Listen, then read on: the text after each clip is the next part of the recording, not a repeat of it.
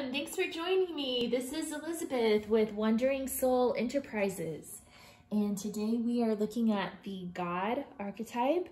If you're new to my Archetypes and Elements series, I suggest checking out the introduction video. I'll post the link in the description box below. If you're returning or if you're a current subscriber, I want to thank you so much for being a subscriber. I really appreciate all of you. And if you're new, if you would subscribe to the channel, I'd really appreciate it. I've got lots of content coming out, lots of these archetypes and elements readings, as well as pick a card, tarot readings, and yoga, some occasional guitar singing videos. Not too many of those, but just a few. So yeah, I appreciate you being here. So I'm just gonna go ahead and dive into this. If you're feeling lost and confused about how this spread is supposed to work, again, check out the introduction video. Hopefully that will explain a little bit more about the method to my madness. So, God. The light attributes of the God archetype are benevolence and compassion, recognizing the eternal force within yourself and others. And the shadow attributes are despotism and cruelty, and using power to control people. Wow. Interesting. I could, you know, expanding on this archetype of God, it can even expand to like organized religion in general, right? That's kind of what it seems like to me. So God can also be known as the hero or the Adonis. I also keep thinking of that phrase, the divine masculine. So to me, like, that's what the divine masculine means. It's part of the God archetype. I just realized my candle's not lit. I'm gonna light it up real quick.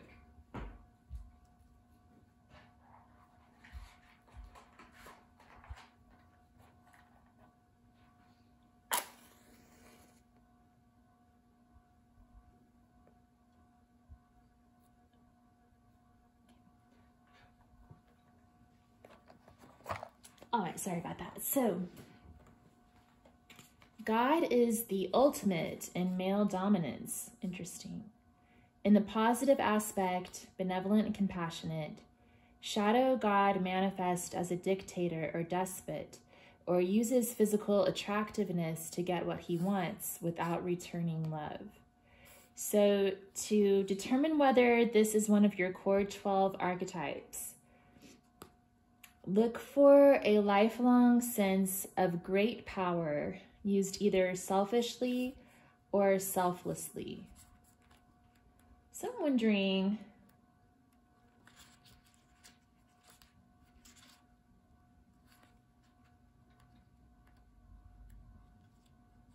yeah, I don't think there is an archetype card for the narcissist. So I feel like with Adonis being one of the associated archetypes, a narcissist would also fall under this category when it comes to the despotism aspect.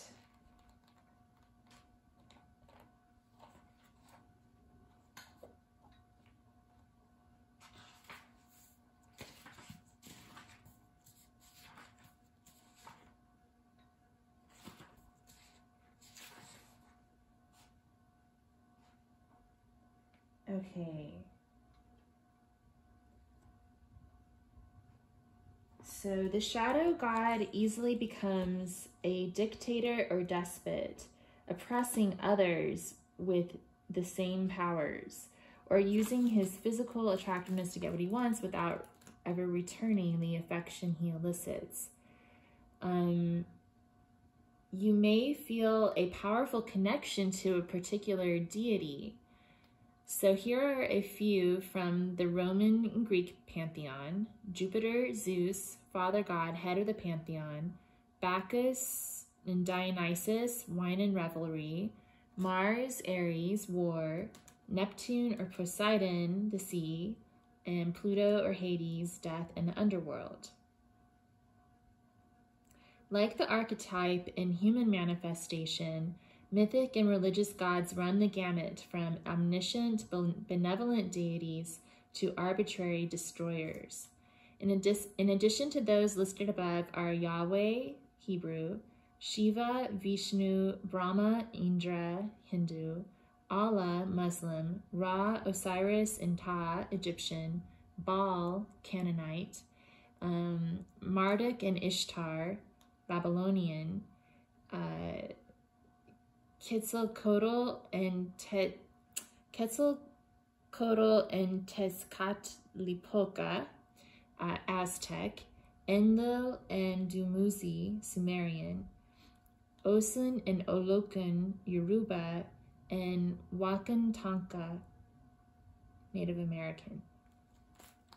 Okay, so just naming off a few different gods there. Of course, I also have my Gods and Titans Oracle deck, so I'm interested to see who will be making an appearance today in our reading.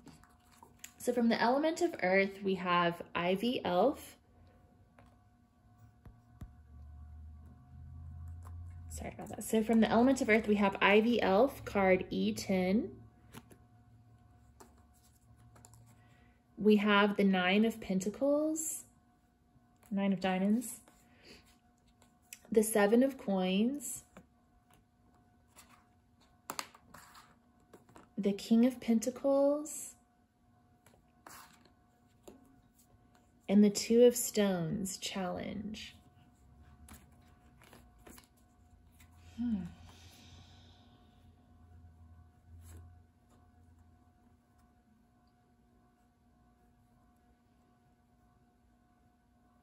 So I'm getting some of the shadow aspects of the God archetype here. Like the Two of Stones, Challenge, is about wanting to be the number one, right? Like not allowing any competition between gods, or using God as a way to battle with others, or as a reason to do battle with others.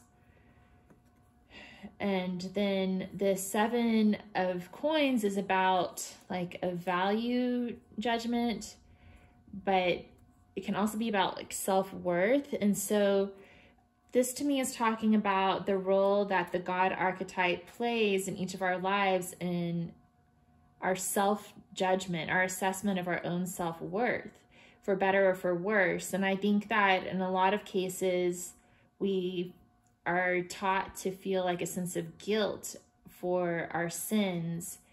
And that's driven by this God archetype.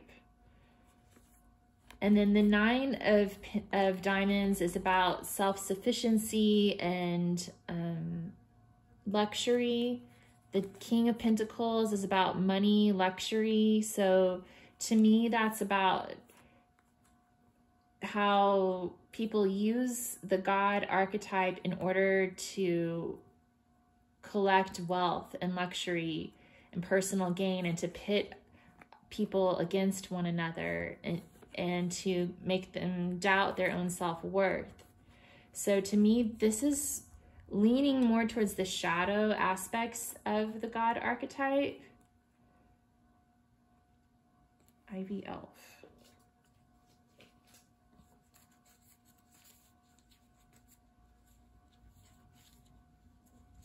Card E10.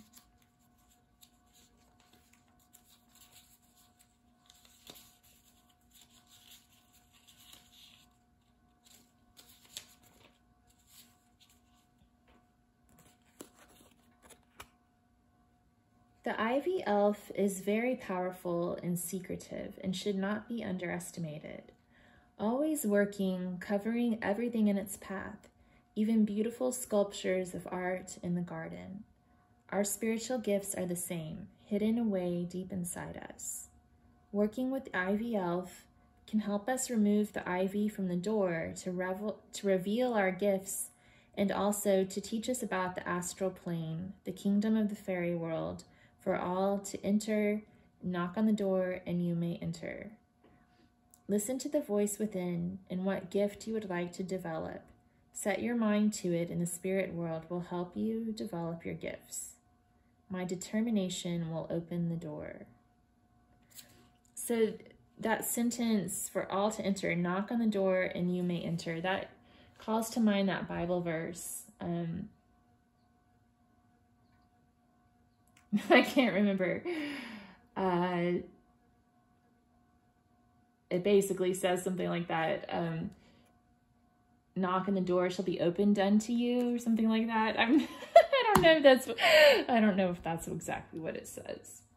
But yeah, seek and you shall find, right? So if you go seeking the light attributes of God, you'll find what you're looking for. Unicorn Kingdom, this card keeps popping up today too. It's about connecting with the astral plane. I guess I'll read it just because I always read these. I'm sure if you've been watching all of them, you're probably sick of hearing me read the oracle cards every single time. Sorry about that. If you are, let me know if you want me to stop. Comment below. All right, there are many mystical animals in the astral world, from dragons to unicorns, the great white horse that can take you into this fascinating astral world where we astral travel in our dreams.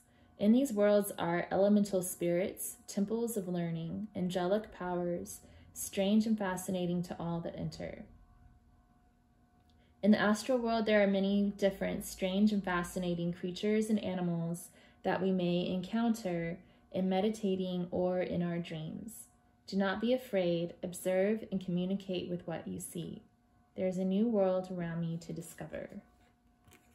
Okay, so also from the element of air, we have the 7 of Spades, the 6 of Blades, the 10 of Swords, and the 8 of Arrows, Struggle.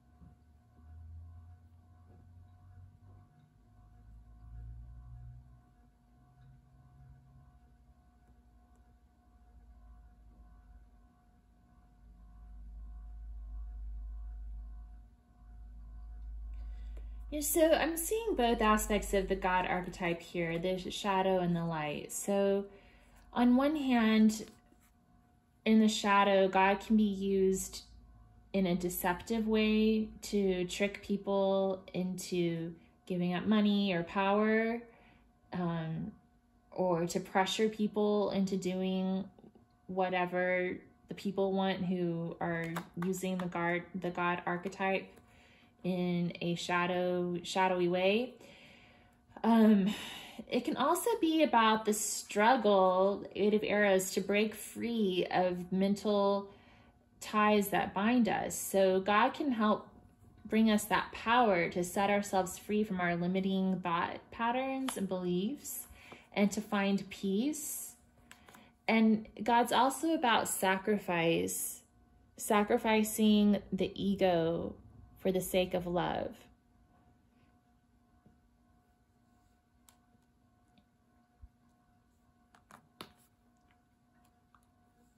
So from the element of fire, we have card F5, Fire Angel,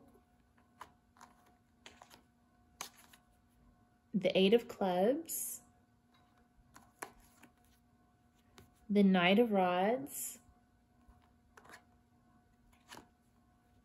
the 7 of Wands, and the Page of Bows, the Stoat.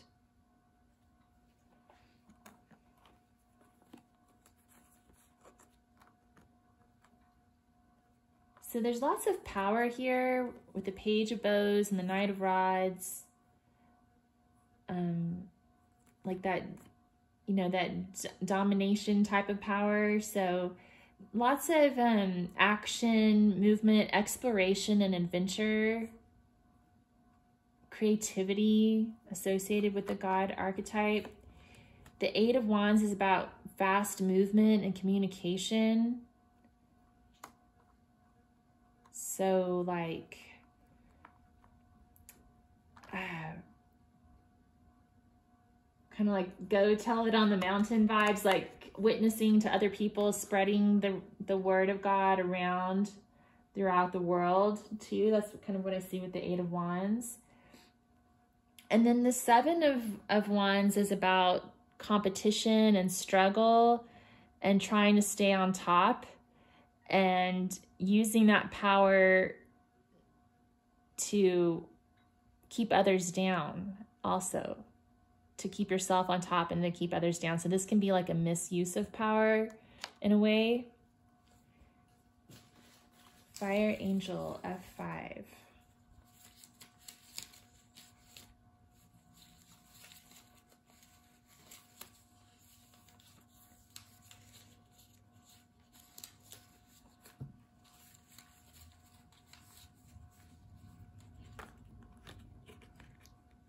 The fire world is vast, from small salamanders to the great fire goddess.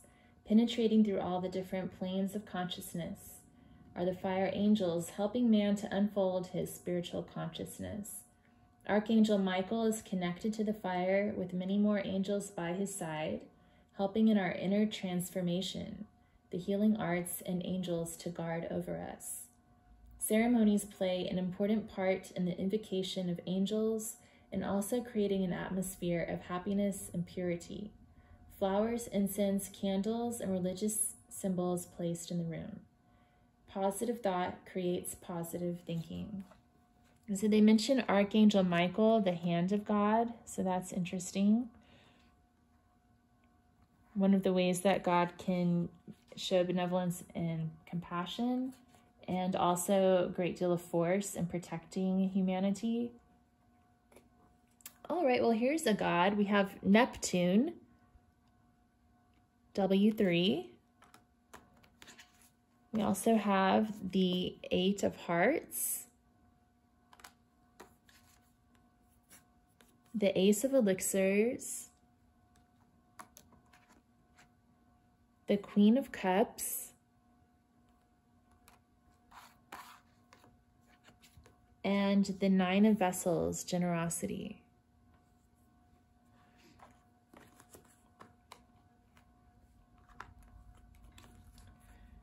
So the 9 of Vessels, Generosity, definitely calls to mind that benevolence and compassion aspect, the light attributes of the god archetype. So that's what I'm getting here. The Ace of Elixirs is about unconditional love. So again, that benevolence and compassion coming into play. The 8 of Hearts is about leaving things behind and letting things go so that better things can come about.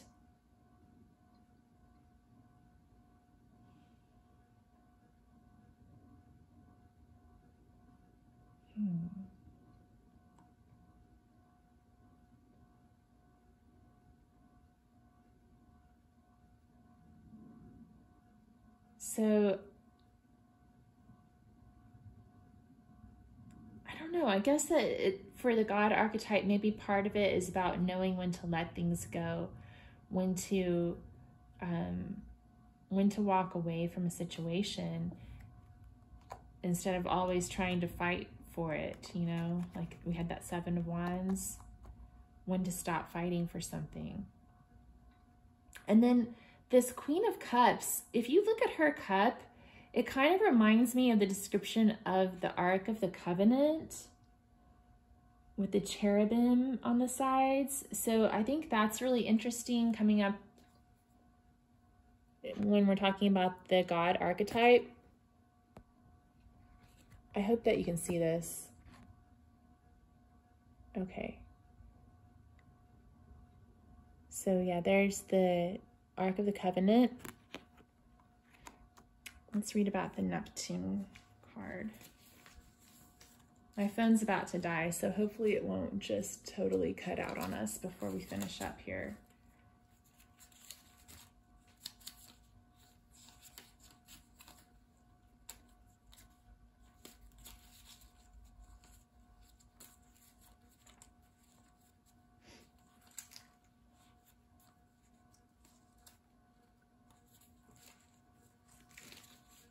So Neptune is one of the great diva gods of the ocean.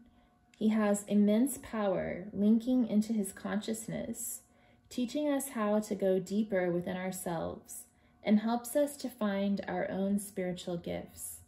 Blue, green, and white, the colors of his face, represent the water element. Blue is also the color of communication, and the violet surrounding his face is his spiritual aura. Look into the eyes of Neptune and let him take you into his world. I am part of the great ocean of life.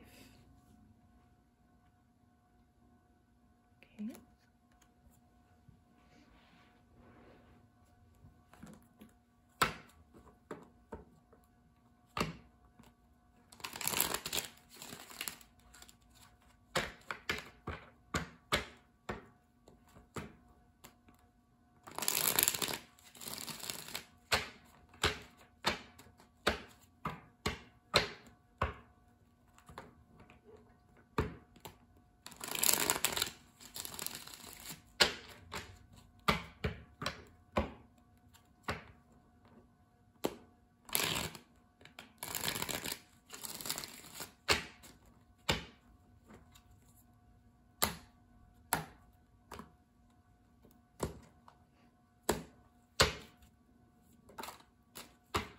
Okay, so from the Goddess Inspiration Oracle, we have Fricka, the goddess of sovereignty, and it says, you can be foremost among women, take aim to reach your goals. Okay. And we have Diana, goddess of the hunt.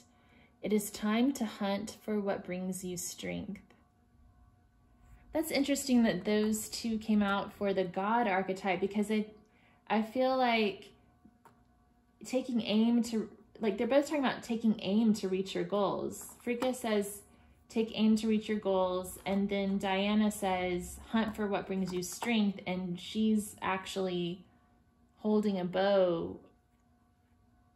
And it looks like she just released an arrow in this picture. So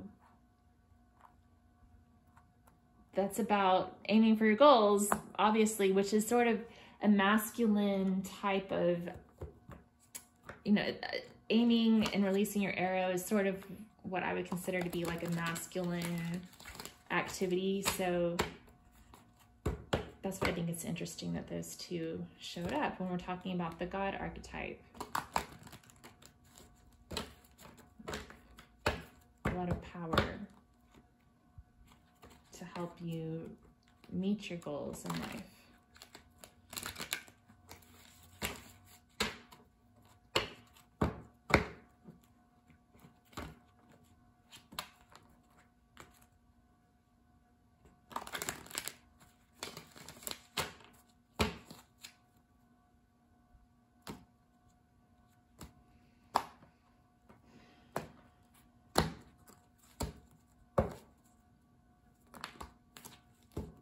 And from the Gods and Titans, we have Hermes, communication.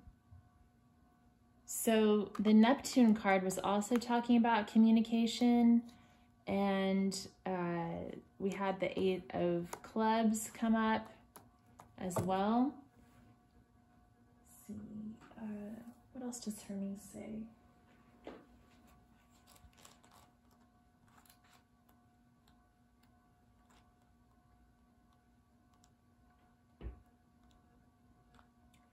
The spotlight is on your communication skills. This is a time to develop your emotional intelligence and integrity. So stressing emotional intelligence and integrity, communicating truthfully without maliciousness.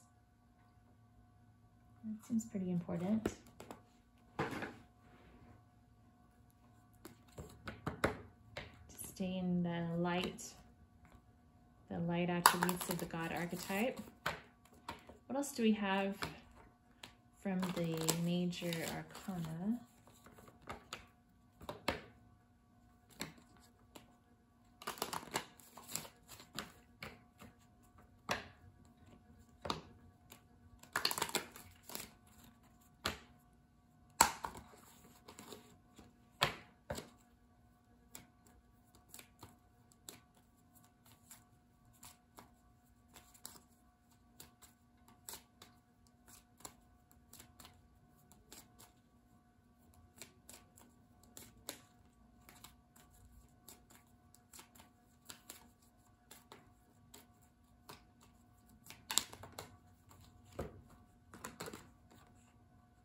We have the Moon, card number 18.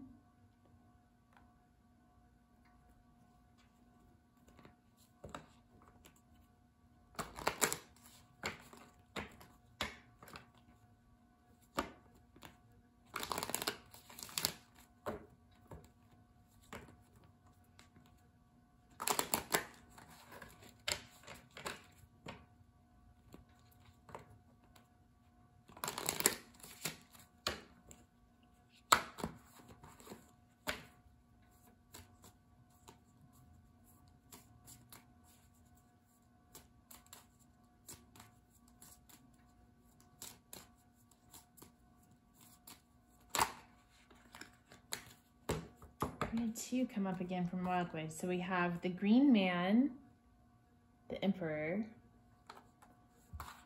and card 13, the Journey. So it's like the Death card.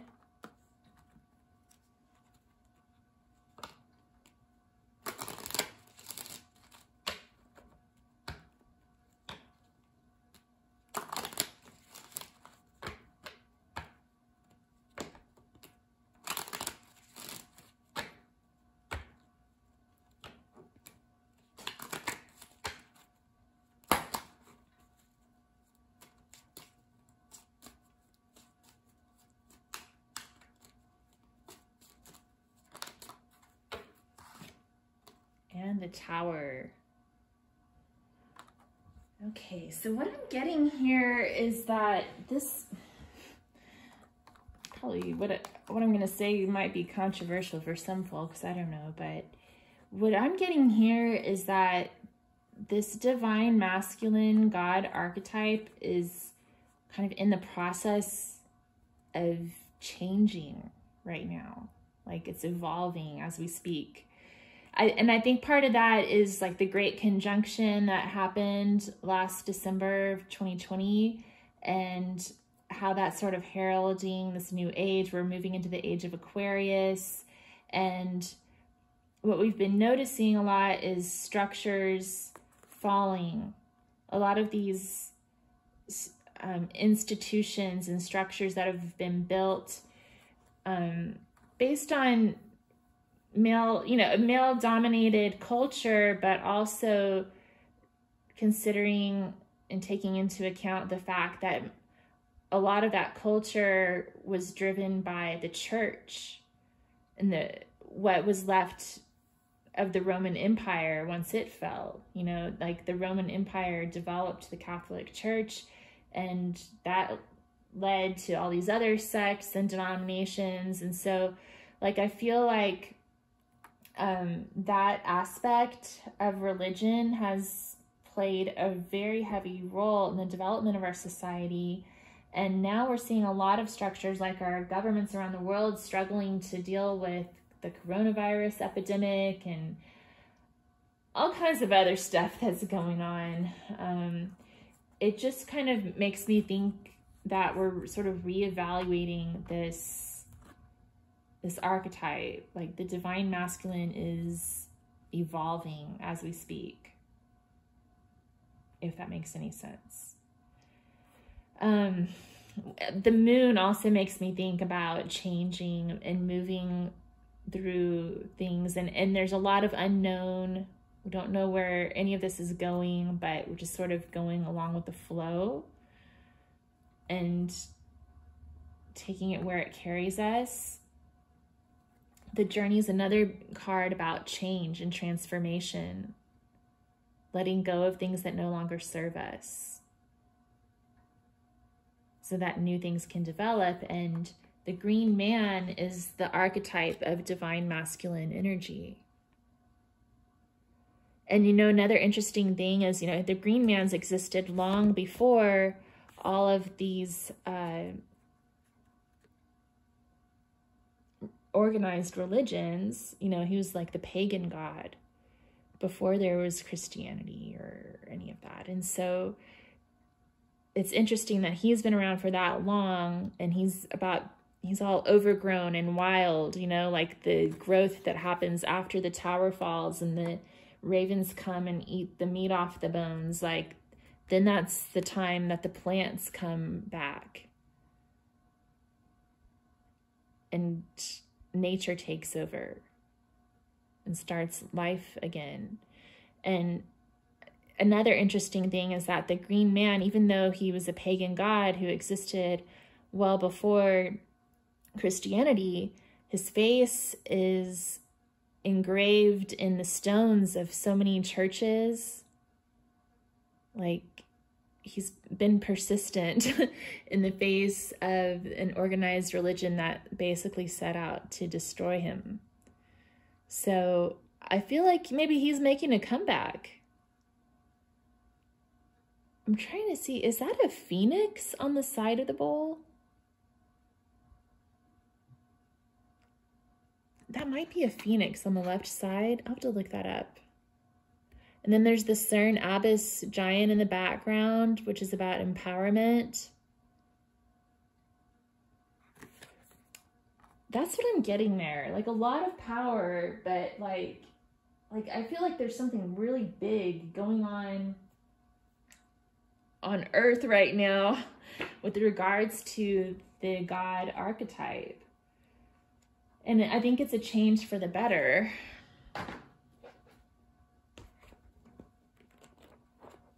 Before my phone shuts off, I'm going to try to read this.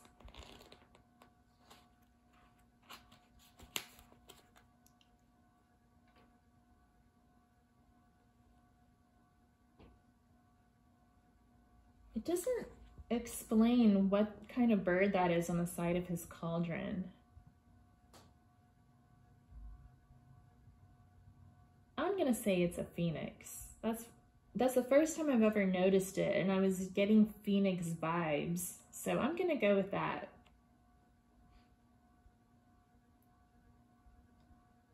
Yeah.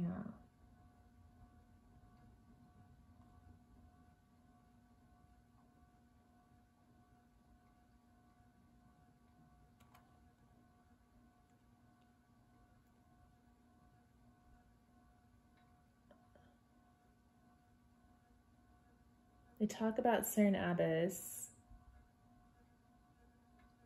They don't talk about the bird. Looks like a phoenix to me. All right, well.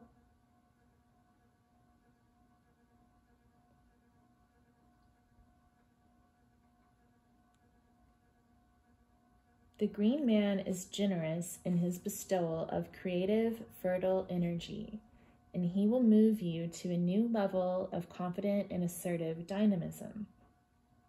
This is a time for both giving and receiving the natural flow of life, both inwardly and outwardly. Be prepared to find a new and thriving drive to begin projects, relationships, and even new ways of living your life and fulfilling your world. Now is the time to experience being at the apex of the cycle of life. Enjoy it. I love that. All right, well, thank you so much for joining me. If you found this helpful, if you could give it a thumbs up, comment below, subscribe to my channel, I'd really appreciate it. And for those of you who have recently subscribed, welcome. Thank you for being here. It means the world to me, and I hope to see you all again soon. And until then, take care.